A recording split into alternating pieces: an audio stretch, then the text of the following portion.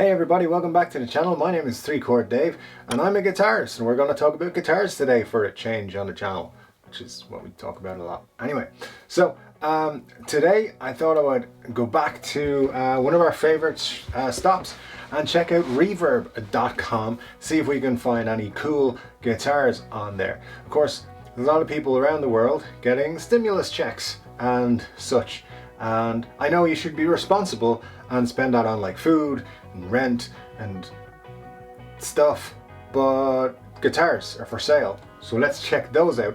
Also, as you can see here, Reverb are running a 15% off at checkout sale, which is on until the 20th of April, which by my recollection is 4 days away. And there's a link in the description, so you can save yourself some money, you can help the channel out, it doesn't cost you any extra, and it's all cool. So if you are interested in any of the guitars we see or anything on Reverb, please click the link and go there and help us out. The other thing is, while you're on the channel, it'd be really cool if you could hit subscribe if you haven't already, and hit that like button. That helps more people see the content from the channel when it gets uploaded, which should be every Tuesday and Friday. And straight off the bat, there's this really cool SG Jr in cherry red. It's 2,924 euros. So you're seeing a really cool 1964 Gibson SG Jr right here. Obviously a guitar from 1964 is going to have a few dings and chips and stuff on it, but obviously you can see the neck has been played a lot here.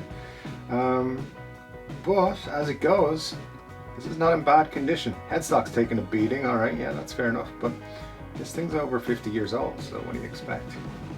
It's a Gibson case, I don't think it's original. But all in all, a little bit of work. Oh, it's got the tremolo arm as well, which I didn't think was included, so this is interesting. I'm not sure of the pricing of this model, like in 1964, whether that's a good price or not. But this is a really cool guitar. There's just some stuff about the store. Yeah, I mean, Reverb have it listed that the top price would be 2,900, so maybe it's not so cool. But in the seller's description, they say here that Les Paul may have taken issue with the SG, but the rest of us think it's mighty fine. Yeah.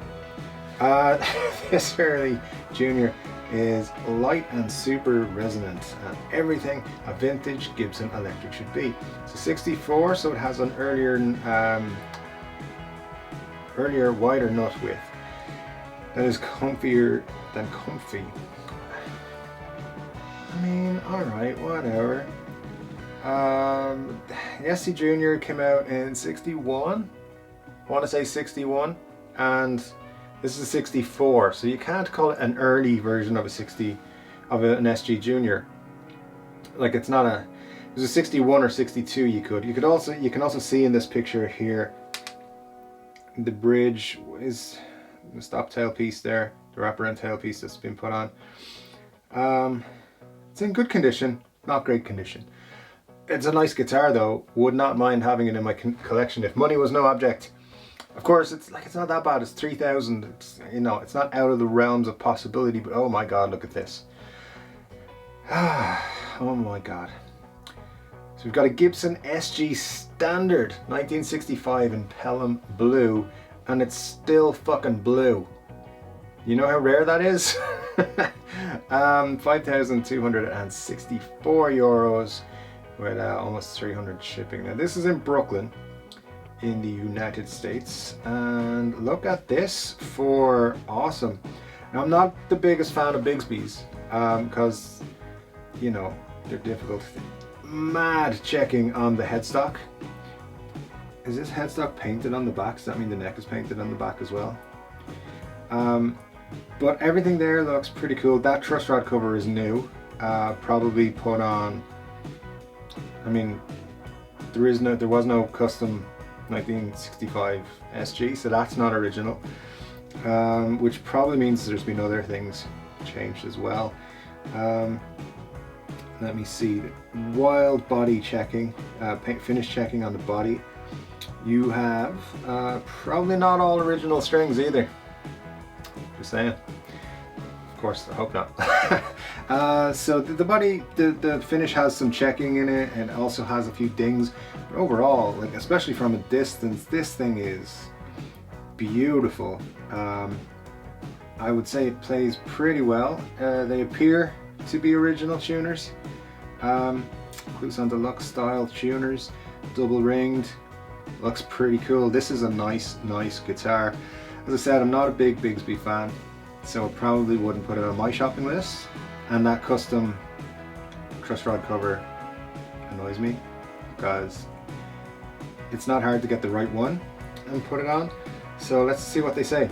Fantastic playing and sounding Gibson SG Standard. It was made in the USA in early 1965. It is a great playing large profile neck with a 1 11/16 inch nut width. The guitar was refinished pearl and blue a long time ago, and it looks fantastic and authentic. At some point in time the neck appears to have been reset and doweled at the heel, but there is no evidence of an actual crack or break. All of the parts appear to be original except for the covers on the pickups.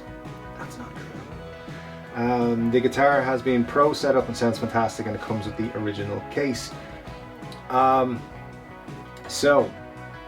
Guys, this guitar from Southside Guitars, it looks nice, but it's been refinished, I would say, fairly recently by the looks of it. Fairly recently being maybe in the last 10-15 years. And as I look at the finish checking, I actually think it's probably simulated. I wonder, is there a picture? Yeah. The paint has also covered over any sign of a serial number. And for a Gibson guitar, that's worrying. So I don't think this is worth 5,000 of my dollars, so I will not be buying it. It looks pretty in pictures though, really good. Of course, every time I do one of these videos I gotta mention, my goal, my dream guitar is not a specific model or brand or anything else. What I want to have in my collection someday is a guitar that I really think is cool, really like, that was made before I was. And I was born in 1982, so I'm looking for something almost 40 years old or more, or older. So if you come across anything, let me know. But that's why I check reverb on and include it in these videos. So let's keep looking and see what we find. Alright guys, well this is one that you don't see very often, so it's interesting to kind of just have a quick look at it. And it's probably going to be the cheapest guitar we look at today. It's 566 euros and 19 cents. So all in all, you could say around about 850 euros by the time I got it shipped to me, because it's coming from the States and it's from Rock and Roll Vintage. This is an Epiphone. Look at that headstock.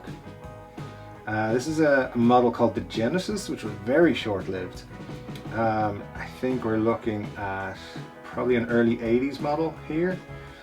That headstock is, I want to say it's very 70s like, actually. It's kind of, I don't know, it just makes me feel like kids TV shows in the 70s. That's the vibe it gives me there. Don't like the truss rod cover, and you can see there's a lot of tarnishing going on in the tuners. But overall, a few dings, a few scratches. This looks like it's in really good condition. Would make me think maybe some parts have been replaced. But you can see here you've got 2 humbuckers, you've got a 3-way selector, 2 volumes, or maybe 2 tones and a master volume, output jack, and it looks like a coil split perhaps. So let's have a look. You can see some scratching, heavy scratching there. Alright. It happens. Yeah, so a lot of scratching going on. Rock and Roll Vintage there. Well, probably reduce the price for that reason. So this is sold as described. The Genesis is a great alternative take on the classic Les Paul, just in double cutaway form. It's got the cool elongated headstock from the late 60s, twin humbuckers with a coil tap, and a smooth Schaller style tuners. It's got paint wear throughout, no breaks or repairs. That's pretty cool. No definite date on its let me see, yeah, they don't have a date on its manufacturer. It's hard to date Epiphones sometimes as well from that era. I would say you're talking early 80s for this one, to be quite honest. It's kind of cool. It's almost like they cut a Les Paul in half and glued them together. So that's the Epiphone Genesis. You don't see them every day. For less than €1,000, it might be a nice collector's item. A little bit of staining and stuff on it, and as you saw, a little bit of rash and scratches and stuff like that. So not in the best conditions. Not a collector's guitar, it's for sure a player, but definitely worth checking out if you're into something cool from Epiphone, something unusual from Epiphone as well. So let's see what else we got here. And here's a cool thing as well. So this is a Heritage Standard H150 Ebony, but it's used. Now, a few weeks ago I made a video about Gibson suing Heritage, who still use the old Gibson factory in Kalamazoo. That video can be found up here. A lot of people liked that video and thought it was interesting. Also, if you want to see me getting emotional about guitars, that's the first place I do it on the internet. This is a cool guitar though, because yes, this is a guitar that's made by former Gibson employees. It looks a little bit similar to a Les Paul, but the trained eye will tell you this is different to a Les Paul. There are subtle differences, but there are differences. And that Heritage headstock at the top is a pretty cool one as well. Now the thing about this is, a lot of people will tell you that Heritage guitars have carried on every tradition that Gibson have forgotten in the last 30 years since they left Kalamazoo, and they are a better guitar to purchase. So, you know, I don't know, I haven't got to play one yet, but at under €2,000, this is a very tempting guitar. And it comes in a nice hard case with Heritage. It does look like a Gibson hard case, to be fair. But that's cool, I like that, and Chicago Music Exchange selling it for that price. Let's have a quick look at the specs and just see the technos. Guitar plays well with low action, the frets are tall with minimal playwear. Alright, guitar has light playwear, the finish is glossy with light scuffs and surface scratches throughout. You're not going to buy a used guitar that doesn't have surface scratches, really. But this is classic. I'm not a fan of solid color guitars for the most part. So like white, black, you know, the standard custom colors. A straight red or something I'd prefer, like a wood grain or something like that. Now that does contradict my Epiphone Faded Pale and Blue, but that's a special color. There's very few single colored guitars that I would just be into buying. But I think this looks cool, and yeah, if I was in the market for a Les Paul type guitar right now, and I had €1,700 spare to spend it on, I would consider this, and I think you should too. So anyway, guys, that is Reverb for today. That's just some guitars that I saw in there that if you're interested in picking up, particularly if you live in the United States, because these were all based in the United States, but some cool options are out there. That Epiphone Genesis is a cool guitar. Not many people are going to have them, and let me see, the Heritage, not many people will have a Heritage as well. And then you can get into the history and be like, hey, Heritage are better than Gibson for X, Y, and Z, and Gibson keep trying to sue them. Gibson are beep. That's right, you're beep. Guys, thank you very much for checking out the video today. I really appreciate it. Again, if you haven't subscribed to the channel yet, please consider doing so down below just before we head off here, and click like as well, which again will help other people to see the video, so it'll help me out. It'd be really cool. I really appreciate you checking out the video. I will be back for another one early next week, and I hope to see you then.